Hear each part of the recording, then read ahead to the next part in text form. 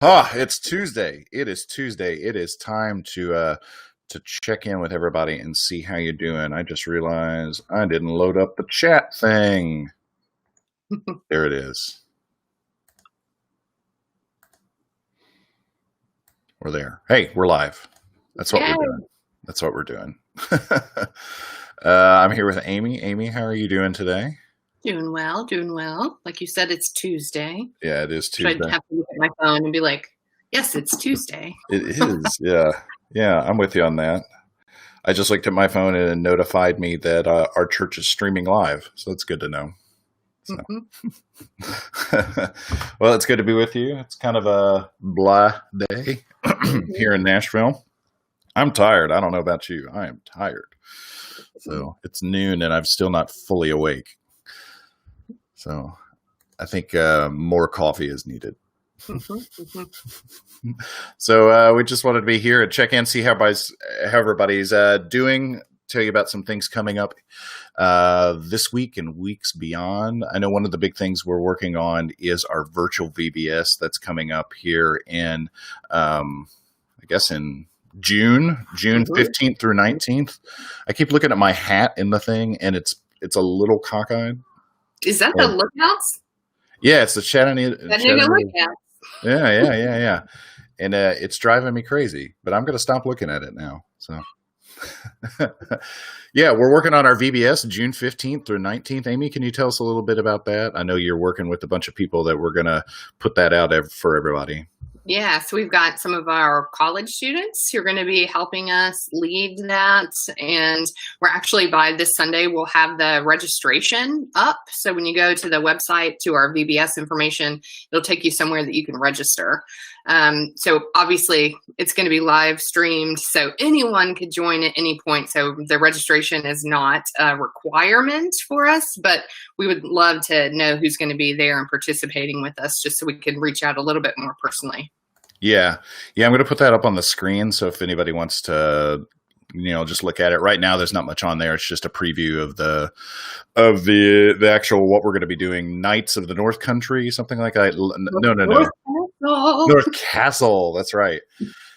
When I first saw that, I thought, what is the theme they're doing here? Because I assume, because it says a quest for the king's armor. So I assume we're talking about the armor of God, and then North Castle. And I just thought, are they trying to capitalize on the popularity of last year's Game of Thrones? Because you know what I think of when I think of children is Game of Thrones.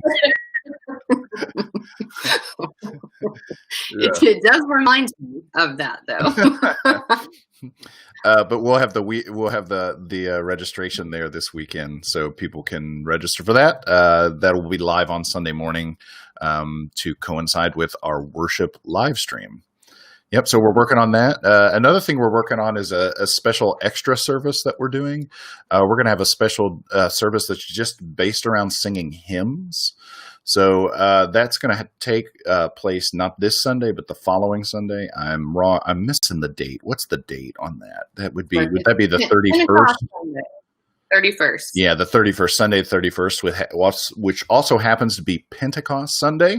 And we have been streaming twice every single Sunday on Sunday mornings at 10:30 a.m., but then Sunday evenings at 6. And what we're going to be doing for that 6, the 6 is usually just a rebroadcast of what was streamed earlier that morning. And it's a way for people who just, people have different schedules. People might have to work or things like that. It gives them the ability to watch at 6. But on that Sunday, on the 31st, we'll be streaming that special hymn program at 6 p.m. And so we did a little recording of that yesterday with Tim Geminer, our organist, along with a group of vocalists that did beautiful. As someone there in person, it was beautiful. 3-part harmonies for all the different hymns. So there's that. We've also have a couple different sort of bluegrass groups that have gotten together to record some of these sort of more revivalist hymns as well. One of the ones that's often requested is In the Garden. That's one of those that I have one of those relationships where I always go, why do people love this so much? But people love that hymn. And one of our bluegrass musicians has recorded a really lovely version of that one. And so there's just a lot of your favorites there, old, new, ancient hymns, all included. And so we think people really like that. That will be on Pentecost evening, Sunday, 31st at 6 p.m. We'll give you more reminders about that. Anything else coming up you want to highlight, Amy? I think those are the big things for right now. Yeah. I'm going to put that on the screen.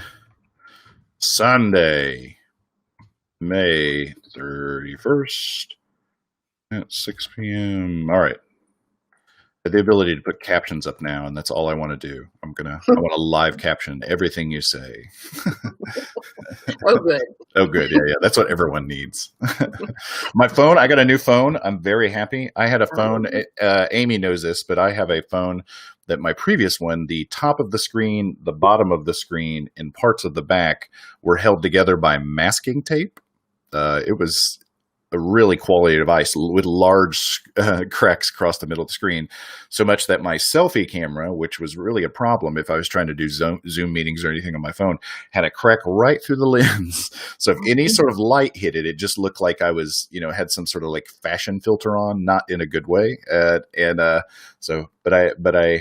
I have a new phone now, and I'm happy about that. But it does have, what I was saying is it has this feature, and this is a little unnerving, that if you hit a button, it will literally live caption anything that's playing through it. So if I was on a Zoom call and I hit this thing, it would try to live caption everyone that is talking, which is a little freaky, because I've showing my wife, and I'll show like a video of us hanging out or something like that. And I was like, look, it's captioning this video. And, it's sort of impressive and terrifying at the same time. Does it work well? It's not like an autocorrect thing where all of a sudden you're saying something different. No, it does pretty well. I mean, like, it doesn't do great with like 6-year-old talk, but it generally does well. Yeah. I think it's just using that Google algorithm, as it is automating and ruining our lives. I guess it's got all that. So, but I'm excited now that I can, like see my screen, like, take a picture. It's great. It's still, you still have to clean the lens, but all those sort of things, land of the living now. Yeah. So it was either get a new phone or like revert, like it was like move forward with a new phone or like revert to a flip phone. And, there's a part of me that's tempted in that. Have you ever been tempted to go back to the flip phone? No. I get it. I don't know. There's a bit of unplugging. I had one of those days yesterday where I just said, I'm looking at too much news, too much Twitter, and just was like, ugh, that's enough, and I set it down for a whole like 5 minutes and then picked it back up again. What am I missing? We finished the Michael Jordan documentary late last night, and it was great.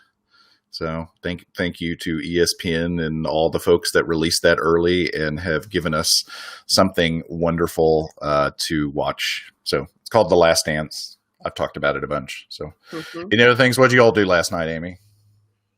Nada, really. But I do have something that's exciting. Okay. So the Disney Parks blog has been releasing recipes from the Disney parks that you can make a copycat of lots of their stuff. So my blender had broken, so I ordered a new blender, and it arrives tomorrow just so I can make a Dole Whip.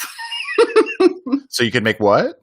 A Dole Whip. So it's the citrusy, ice creamy. Interesting. And so they released a recipe of how to do that at home. Mm-hmm. When you first said that they were releasing recipes, it made me wonder, because I don't always think of like gimmicky amusement park food as being like the food I'd want to imitate. What? Now, granted, this is, I'm speaking apostasy here to you by bothering to insinuate that Disney amusement park food is anything less than magical. I'm sorry, I was required by law to say that word, magical. I don't know. Yeah. It's like, I'm sure I could make a pretzel that looks like a Mickey Mouse head, Come on now. Disney Parks food is wonderful. I'm pulling up. I follow like people who have blogs and everything just about the food from the Disney parks. You can make the gray stuff from Beauty and the Beast. They released the recipe for. You got to do it. Yeah. That sounds like something that I can, on one hand, say I could see people interested in that, and on the other hand, say I have no interest in that. That is so sad. I made the grilled cheese sandwich from Woody's lunchbox. It was delicious. So what was the secret to that recipe? Was it bread, butter, and cheese? No, so you use different kinds of cheese. There's cream cheese that goes in it. You make the garlic butter for the outside. Yeah, that's good. I see that. Okay. I'm with you. Now, my worry about these blogs is the same worry I have about any other recipe blog is I'm looking for a recipe. I see one. It looks good. Why do I have to scroll through like 4 pages of you telling me a story? Just give me the ingredients. Like, yeah. Oh, no. So they've started putting like on a lot of them, jump to the recipe at the top. Okay. Like not for Disney, but just across the board when you're looking at recipes where you're like, no, just take me there. Take me like there. I don't want to hear about your family discovering this. Like, right. Like what you went through to figure it out. I don't need to know about I don't need to know about your 3 kids' differing opinions on this chili recipe. I guess, I don't know. That's got to be a Google thing. You got to provide enough content or something in order to get traffic to your site. Yeah. Mm-hmm. I don't know. Well, I'm in no danger of starting a cooking blog, but I promise you, if I ever did, no stories. Right. Just recipes. Yeah, just recipes. Well, if you have any questions for us, go ahead and ask. We want to throw that up there. Any questions? Yeah. Gail Sanders says, yeah, and I have the ability to show that on screen because Gail is so pumped. I wanted to say, yeah. So, yeah. See, Gail, I'm speaking to my people there with Gail. She's going to go and check out all the Disney recipes. Gail's a Disney head? I didn't know that. What? Yes, very much. I don't have that. I don't have like that inner sensing, like the Disney radar that detects the fellow Disney heads around. It doesn't even take an inner radar. Like she loves Disney. Come on. This is a little inside joke, but I last week in a moment of just ridiculousness texted in about the span of 5 minutes 20 of the worst worship ideas one can ever come up with, both to the rest of our staff. And one of them was that Amy would wear Mickey Mouse ears, except there would be a large human bite out of one of them. And so as I was watching the sermon this last week, because you began the sermon with some Mickey Mouse heads, I thought, is it going to happen? I was so excited. I thought it was going to happen. I thought you were going to wear Mickey Mouse ears with a human bite out of them. But sadly, no. No. Just held him up there. You should try, though, at least one of the ideas that you sent. Yeah. We had one. I can't remember all of them. One of them was a kazoo Sunday. So all the worship would just be led by kazoos, or another one I think was vuvuzelas. Vuvuzelas, which is that like World Cup, that awful noise from the World Cup down in Brazil years ago. Yeah. Awesome. Yeah. Louise was asking us, she said, speaking of pretzels, did you know that the first were made by nuns and representatives of the Father, Son, and Holy Spirit? Did you know that, Amy? It's the prayer, right? So they would teach kids how to pray because they would cross their arms like this. Yeah. Well, it makes me very thankful for like monks and nuns who give us pretzels and beer, because those are some of the more wonderful things of human existence. So I'm very happy to have that. I doubt they salted those first pretzels though, but it's still. I doubt it as well. Have you ever been? Speaking of monks, have you ever been to the Gethsemane in Kentucky? It's a monastery. Obviously, now's not the time to go. I've been to the Gethsemane, but not to the one in Kentucky. Yeah, no. So this is a bunch of monks live there, and they, in the past, I believe, have made bourbon since they're in Kentucky.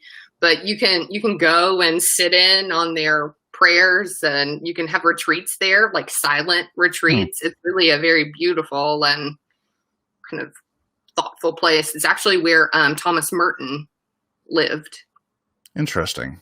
Huh. hmm So Where is you're that? Where is that at in Kentucky?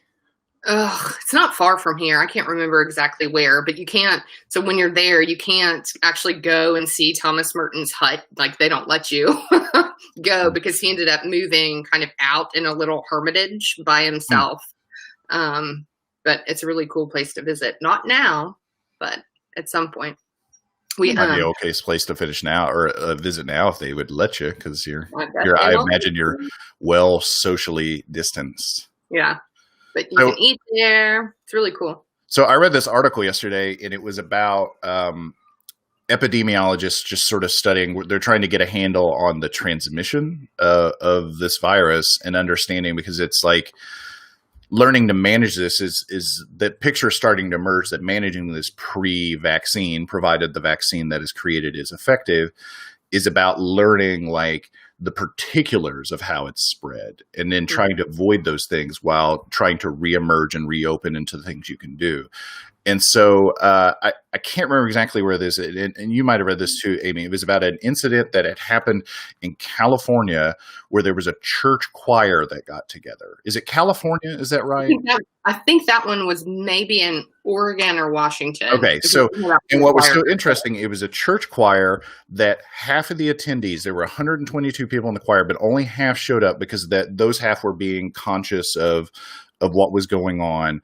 But what's interesting is that the choir itself was trying to be conscientious of it, and so tried to break up their rehearsal into make it a little longer, or not longer, but make it have more breaks in it, and then try to tell people like, don't loiter during the break time and things like that as much. And 87% of the people that showed up to that became infected because of one person. And so they're calling them super spreader events, where, and it makes sense. We've thought about that as our church leadership has talked about sort of, our plans moving forward. That's something we hope to share with you here in the next week or two, is our vision and our plan for our path forward. But that's one of the things we've been thinking about, because I said to someone the other day, when we think about churches getting back together, singing is such a crucial component of worship as we've understood it.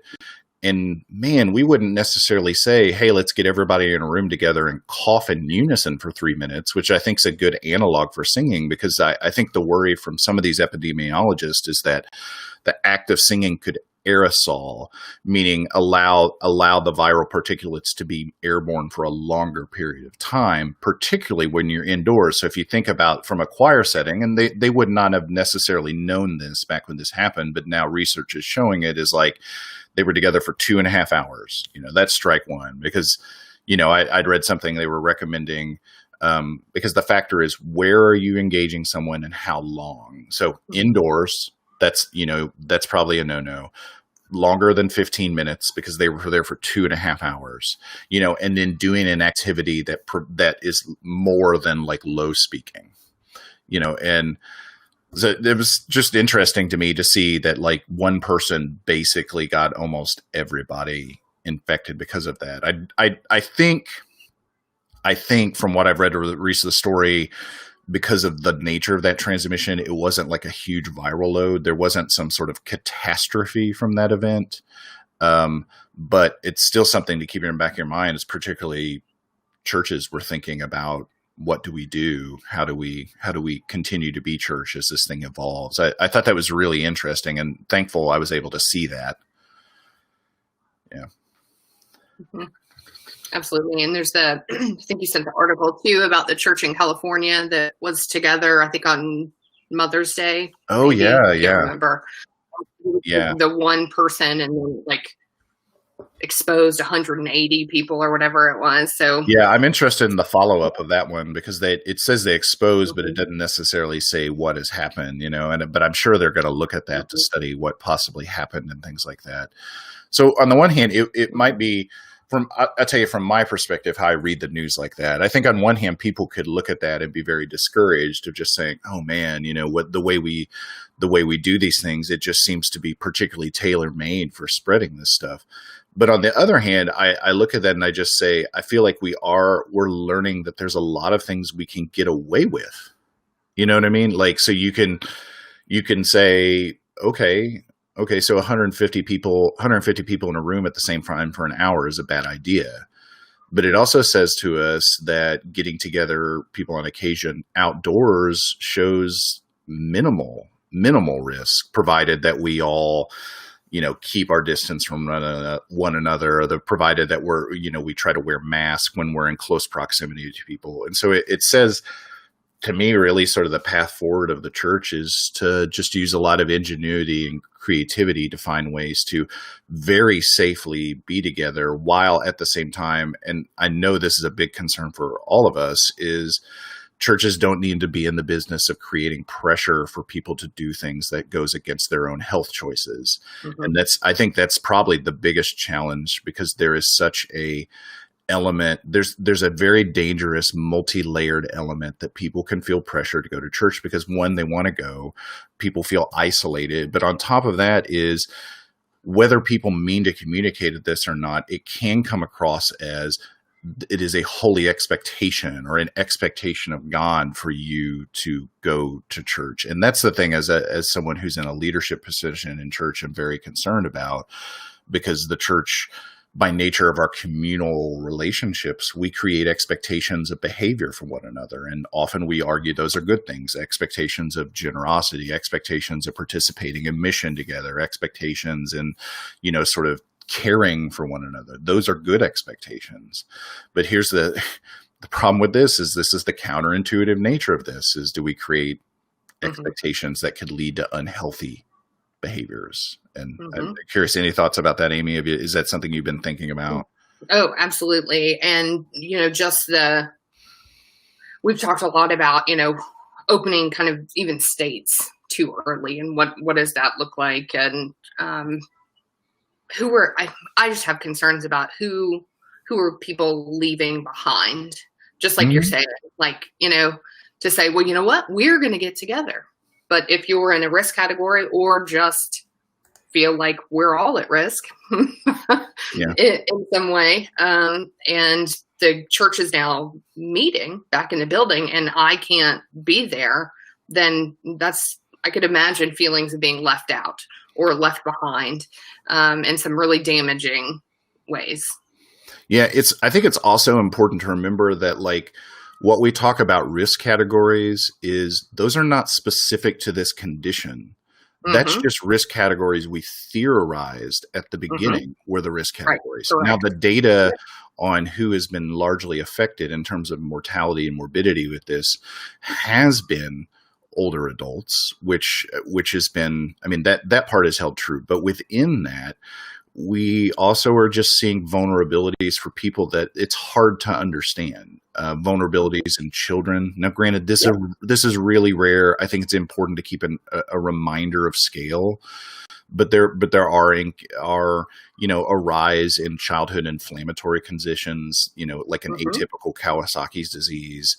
But we don't know why this kid, or why this, man in his 30s ended up having the clotting issue that ended up causing his, death, or things like that. And so much of what we're learning about the mortality in this has to do with our own immune response with that, and so why we do say, immunocompromised, there's also degrees of immunocompromise that we don't fully understand. There have been people that theorize that some mild degree of immunocompromise, such as someone that might have a mild autoimmune disorder, might have an advantage because their body wouldn't hyper-react to the virus in the same way because it's too busy fighting itself. I don't know. I'm not putting that out there as a physician. I'm more saying that out there to say that our understandings of who is affected by this are constantly evolving.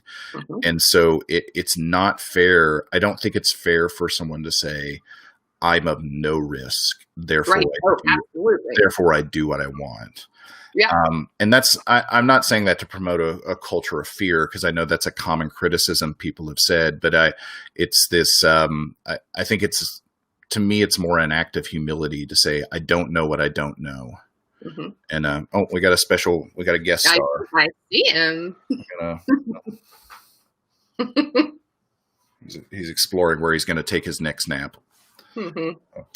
Yeah, I mean, this is a conversation that's been going on for you and I for weeks and weeks and weeks, thinking about these things. And I would add to that, not everyone knows. And, do I have some of these issues and not know it, and just particularly if it's a genetic based thing, right. and I'm someone who said some of that genetic testing years ago through, whatever, one of those sites that tell you what percentage of what nation you're from. And you can actually take that data and you can take your raw data and explore it in other things. And you can go look at your genetic code and you can see what sort of genetics you have for things. The other reality with genetics is that just because you have the genes for something, it doesn't necessarily mean those genes are even active. Okay, so an example from me. I have genetics that say I could be bald. I am, as judged by my COVID hair, I am nowhere near bald. And it's because those genes, despite them being in my DNA, are not active. I got my mother's side, which is the old wives' tale. I got my mother's side of the hair. And I think that's true for a lot of us, even if we had all the data about our genes. What we understand about our changes is our exposure to stress, previous viruses make our genes sort of turn off and on. We don't know how we're going to react to things. Mm-hmm. Again, that you have to walk this fine line because I'm not trying to say we should be scared of everything, but I do think a healthy bit of we don't know is not only helpful for myself, but it's helpful to remind that you don't know. Mm-hmm. This person that thinks they're fine doesn't know. And therefore, we have to use our best judgment to say, what's the fine line to walk between being safe and cautious, and the fine line of saying, let's try to be what's the best way we can be human right now? And maybe the belief is the best way we can be human right now is safely gathering outdoors for something short. Mm-hmm. I know we went through this as an organization, and our leadership really struggled to understand what the answer was to this as we were talking about our day school creative care center of Nashville reopening. It's an award-winning daycare this is just literally run by fantastic leaders and a fantastic staff that has won awards for being the best day school in Nashville. And so we know from an institutional standpoint, it's going to be run just with utter professionalism. From keeping clean to keeping practices. We know they thought of all those things. But in the same regard, we also had concerns for the larger community and what were the needs within the community. And it was a tough conversation that took a while to fully understand that, because none of us have ever gone through these things before. And so we're very thankful this week. Yesterday, they were able to reopen and serve some families that had some really urgent needs because they were either in healthcare industry or in industries that were asking to report back to work. We're happy to do that. But we also know that only 12 kids out of almost 70 have returned, just because we all have different care and they have a lot of procedures to go through in order to keep that completely safe. And it's just, I think it's to their credit, adopting these really strict procedures. It's to their credit to recognize what we don't know, but also trying to serve in the way we can serve. And so, those things are tough decisions, but we're, thankful for really good, patient, critical thinkers working with all of us together to get us to that point. Yeah. Mm-hmm.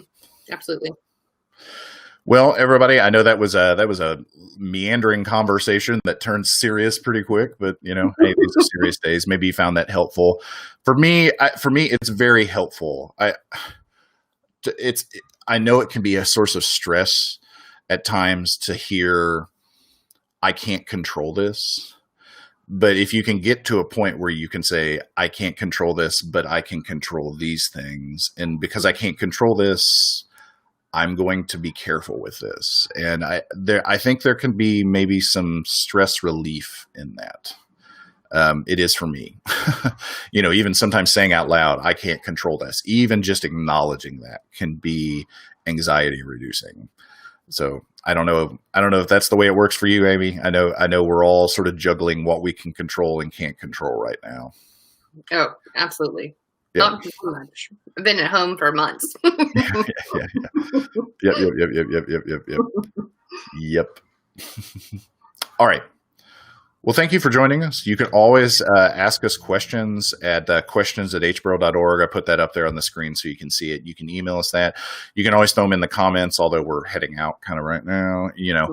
Follow us on Instagram. We've been trying to put some additional sort of fun content over there. If you're an Instagram user, we upload some of the music videos from each week's worship, because effectively every worship we have like production quality recorded the audio, where we're like multi-track recording. It's mixed down. We're actually going to do a whole sort of special social media series at some point in the next week, telling you all the different things it takes for us to put together worship, because we just think you would find it interesting.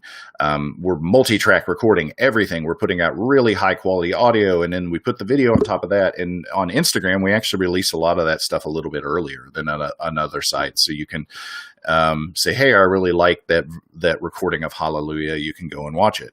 We put that on Facebook too. We try to put that on a lot of different places, but Instagram gets a little bit of that extra content a little earlier than others. So that's you follow us there. HPC Nashville does that on there. All those links, they link through to our YouTube page. Almost every song that we have done in worship for the last 2 months. Is that what it's been? Good grief.